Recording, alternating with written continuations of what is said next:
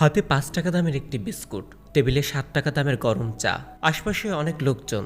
এভাবেই গ্রামের একটি টং দোকানে বসে চা খাচ্ছেন জামাত ইসলামের সংসদ সদস্য প্রার্থী মোহাম্মদ সেলিম উদ্দিন।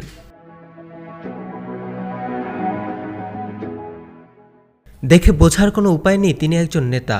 অতি সাধারণ একজন মানুষ ভেবে ভুল করলেও সেটি তার ব্যক্তিত্বেরই প্রতিচ্ছবি। চারপাশে নেই কোনো নিরাপত্তার বলয়, নেই নেতাকর্মীদের গার্ড। কারণ সেলিম উদ্দিন জানেন, নিজ আসন গোলাপগঞ্জ বিয়ানীবাজারের মানুষ তাকে আপনজনের মতোই ভালোবেসে আগলে রাখবে। নিজ গ্রামের মাটি তার কাছে সবচেয়ে দামি, তাই ঢাকার রাজপথের লড়াকু সৈনিক হয়েও তিনি ফিরে এসেছেন এই মাটিতে, সিলেট ৬ তথা গোলাপগঞ্জ বিয়ানীবাজার আসনের মাটি ও মানুষের অধিকার প্রতিষ্ঠার সংগ্রামে সামিল হতে।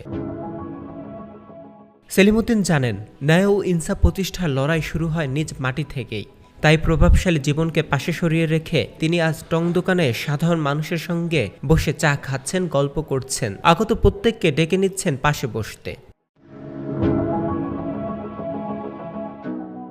সত্যি রাজনীতির আসল সৌন্দর্য এখানেই, জনতার সঙ্গে মিশে যাওয়া, তাদের মতো করে বাঁচা, তাদের সুখ দুঃখে অংশ নেওয়া। সেলিম উদ্দিন যেন সেই রাজনীতিরই জীবন্ত প্রতিচ্ছবি, যেখানে নেতা আর সাধারণ মানুষের মধ্যে কোনো পার্থক্য নেই, আছে শুধু হৃদয়ের বন্ধন।